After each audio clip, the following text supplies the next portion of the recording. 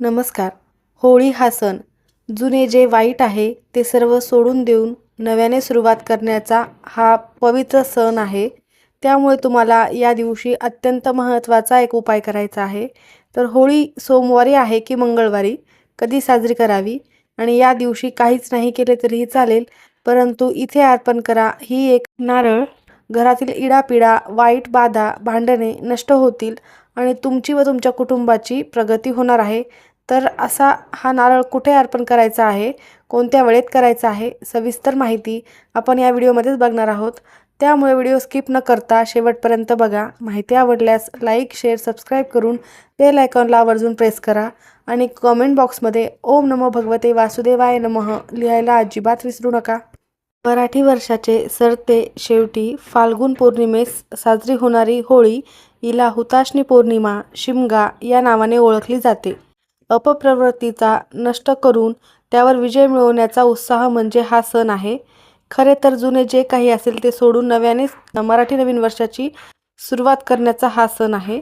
सृष्टी या काळामध्ये अनेक बदल करत असते. वृक्ष आपली जीर्ण झालेली जुनी पाने त्यागून नवीन धारण करत असतात. अनेक झाडांना मोहर आलेला असतो. फाल्गुनी पौर्णिमेपासून पंचमीपर्यंत 5 ते 6 दिवसात, कुठे 2 दिवस तर कुठे 5ही दिवस हा उत्सव साजरा केला जातो. होलिका दहन कसे करावे हे थोडक्यात बघूयात. आणि ही वस्तू जर आपण अर्पण केली तर आपल्या आयुष्यातील सर्व समस्या ह्या दूर होणार आहेत. तर अत्यंत महत्त्वाची ही एक वस्तू तुम्हाला प्रत्येकालाच होळीच्या दिवशी अर्पण करायची आहे. होलिका दहन करण्यापूर्वी तिचे पूजन करण्यात येते. होलिकेजवळ जाऊन पूर्व किंवा उत्तरेकडे मुख करून बसून पूजा करण्यात येते. होलिकेस चारही बाजूने 3 किंवा 7 फेऱ्या मारून कच्च्या धाग्याने बांधण्यात देखील येते. शुद्ध पाणी व अन्य पूजा साहित्य एक एक करून होलिकेस समर्पित केले जाते. पूजेनंतर एका कलशात पाणी, अक्षता, गंध, पुष्प, हळद, कुंकू, गुलाल, नारळ आणि यासोबतच पुरणपोळीचा नैवेद्य इत्यादी साहित्यांची आहुती देण्यात येते. नवीन धान्याचा अंश जसे गहू, चणे इत्याद्यांच्या लोंब्या देखील या दिवशी आहुती देत असतात. होलिकेचे पूजन केल्यानंतर तिचे दहन केले जाते. होलिका दहन नेहमी भद्रेनंतरच करावे. चतुर्दशी किंवा प्रतिपदा तिथी असताना होलिका दहन करण्यात येत नाही. सूर्यास्तापूर्वी सुद्धा होलिका दहन करू नये. होलिकेच्या अग्नीत भाजले गेलेले पदार्थ खाल्ल्याने व्यक्ती निरोगी राहतो. होळीतून निर्माण झालेली राख दुसऱ्या दिवशी सकाळी घरी आणल्यास घरातील नकारात्मक शक्तींचा नायनाट होतो अशी देखील मान्यता आहे. त्यामुळे तुम्ही आवर्जून या सर्व गोष्टी होळीच्या दिवशी करायच्या आहेतच. सोबतच आपण हा उपाय बघूयात. ज्या दिवशी होळी साजरी केली जाते त्या दिवशी पौर्णिमा असते. तर तुम्हाला होळी कधी साजरी करायची आहे? सोमवार 2 मार्च रोजी सायंकाळी 5:55 फाल्गुन पौर्णिमेला सुरुवात होणार आहे. शास्त्रानुसार ज्या दिवशी प्रदोष काळामध्ये सूर्यास्तानंतरची वेळ, त्यामध्ये जेव्हा पौर्णिमा असते त्याच वेळेमध्ये होलिका दहन केले जाते हे उचित मानले जाते. तर यावर्षी हा योग 2 मार्च रोजी जुळून येत असल्याने 2 मार्च रोजी होलिका दहन केले जाणार आहे.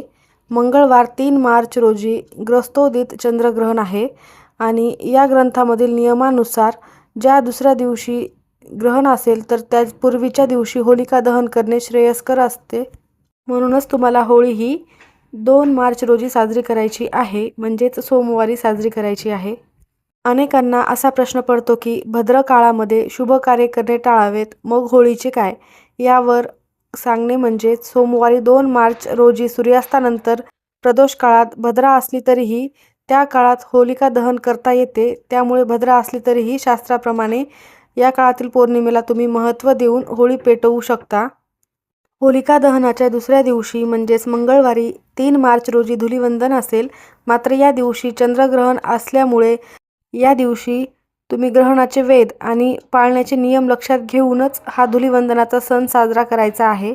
तर आत्ता मी तुम्हाला जो नारळाचा उपाय सांगणार आहे तो आपल्याला होळीच्या दिवशी सोमवारी संध्याकाळी करायचा आहे. संध्याकाळी 6 वाजल्यापासून ते रात्री 12 वाजेपर्यंत जेव्हा कधी तुम्हाला शक्य होईल, जेव्हा तुम्हाला वेळ मिळेल त्या वेळेमध्ये तुम्ही हा उपाय कधीही करू शकता. आपल्या हिंदू संस्कृतीत नारळ म्हणजेच ज्याला आपण श्रीफळ म्हणतो त्याला अत्यंत पवित्र मानले जाते. जे शुभ कार्य, कोणतीही पूजा असो तर सर्वात महत्त्वाची वस्तू ही नारळ असते. त्याशिवाय कोणतीही पूजा पूर्ण होत नसते किंवा कोणतेही शुभ कार्य पूर्ण होत नाही. कल्पवृक्ष म्हणून आपण नारळाच्या झाडाला संबोधतो. हा आरोग्यासाठी देखील फायदेशीर आहे. नारळामध्ये ब्रह्मा, विष्णू आणि महेश या तिन्ही देवतांचा वास असल्याचे मानले जाते. कोणत्याही पूजेत, गृहप्रवेश करताना किंवा नवीन वाहनाच्या पूजेमध्ये नारळ फोडले जाते आणि ते अत्यावश्यक असते. नारळाला आपण श्रीफळ म्हणतो, जे देवी लक्ष्मीचे प्रतीक मानले जाते. म्हणून ओटी भरताना आणि पूजेत त्याचा वापर केला जातो. देवासमोर नारळ फोडणे म्हणजे आपल्यातील अहंकार त्याग करून दुष्ट प्रवृत्तीचा नाश करणे होय. आणि त्यामुळेच होळी हा सण देखील दुष्ट प्रवृत्तीचा नाश करण्यासाठी, अहंकाराचा त्याग करण्यासाठी आणि सकारात्मकतेने नवीन मराठी वर्षाची सुरुवात करण्यासाठी अत्यंत महत्त्वाचा आणि खास दिवस असतो. म्हणूनच आपल्याला नारळासंबंधित हा एक उपाय आवर्जून प्रत्येकाला करायचाच आहे. नारळ हा वरुण देवतेला देखील अर्पण केला जातो. असे अनेक नारळाचे महत्त्व आहे. त्यामुळे होळीच्या दिवशी देखील नारळाचे अनन्यसाधारण महत्त्व आहे. म्हणून तुम्हाला हा उपाय करायचा आहे. जर तुम्हाला कोणत्याही कामामध्ये यश मिळत नसेल, तर तुम्ही खूप कष्ट आणि मेहनत करताय परंतु हवा तेवढा पैसाही येत नसेल, नेहमी अपयश येणे किंवा असंख्य अडचणी तुमच्या कामामध्ये निर्माण होत असतील, नेहमी तुम्हाला पैशाची चणचण भासत असेल किंवा मग तुमच्या घरामध्ये सतत आजारपण असेल किंवा मग तुमच्या घरामध्ये नकारात्मकता असेल, या सर्व वाईट बाधांचा, वाईट गोष्टींचा त्याग होण्यासाठी, त्याचबरोबर तुमच्या घरामध्ये एखादी इडापिडा आलेली असेल ती देखील दूर होण्यासाठी, घरामध्ये सतत वादविवाद असतील ते देखील नष्ट होण्यासाठी, सर्वच या समस्यांवर उपाय म्हणजे होळीच्या दिवशी महत्त्वाचे असणारे हे नारळ. तर नारळासंबंधित हा उपाय आपल्याला खूप फायदेशीर ठरणार आहे. तर हा उपाय करण्यासाठी आपल्याला होळीच्या दिवशी सकाळी लवकर उठायचे आहे. अगदी तुम्ही ब्रह्ममुहूर्तावर उठले तरीही उत्तम ठरेल. त्याचबरोबर अंघोळ करताना अंघोळीच्या पाण्यामध्ये थोडेसे गंगाजल आणि हळद टाकून स्नान करायचे आहे. दुसऱ्या दिवशी चंद्रग्रहण देखील आहे. या दिवशी देखील तुम्हाला चंद्रग्रहण संपल्यानंतर अंघोळीच्या पाण्यामध्ये गंगाजल आवर्जून टाकायचेच आहे. तर तुम्हाला गंगाजल तुमच्याकडे जर नसेल तर तुम्ही जिथे पूजेचे साहित्य मिळते तिथून आवर्जून घेऊन यावे. होळीच्या दिवशी देखील याचे विशेष महत्त्व आहे. त्यानंतर स्वच्छ कपडे परिधान करायचे आहेत. तुमच्या देवघरातील देवतांची पूजा करून घ्यायची आहे. त्यानंतर तुम्हाला हा उपाय संध्याकाळी करायचा आहे. होळीच्या दिवशी संध्याकाळी. तुम्हाला मी वेळ सुरुवातीला सांगितलेला आहे. तर उपाय करण्यासाठी तुम्हाला एक श्रीफळ लागणार आहे, म्हणजेच नारळ लागणार आहे. तर जो नारळ आपण पूजेमध्ये वापरतो, जो इथे मी तुम्हाला स्क्रीनवर दाखवलेला आहे तशा प्रकारेच नारळ घ्यायचा आहे. त्याचबरोबर तुम्हाला जो नारळ घेतलेला आहे त्याची वरची शेंडी थोडीशी काढून घ्यायची आहे, ज्याप्रमाणे स्क्रीनवर दाखवलेले आहे. आणि नारळाला ज्या ठिकाणी 3 डोळे असतात त्या ठिकाणी तुम्हाला थोडेसे फोडायचे आहे व त्यामध्ये तुम्हाला थोडेसे तूप टाकायचे आहे आणि थोडीशी साखर देखील त्यामध्ये टाकायची आहे. त्यानंतर हा नारळ तुम्ही हातामध्ये घ्यायचा आहे किंवा एखाद्या डिशमध्ये ठेवला तरीही चालेल आणि आपल्या घरातील प्रत्येक व्यक्तींच्या डोक्यापासून ते पायापर्यंत आणि 7 वेळेला उतरवून घ्यायचा आहे.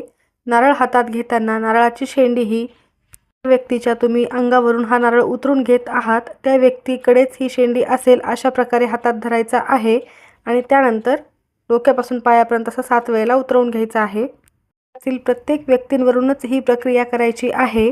हा एकच नारळ घ्यायचा आहे. प्रत्येक व्यक्तीसाठी वेगवेगळा नारळ घेण्याची गरज नाही आहे.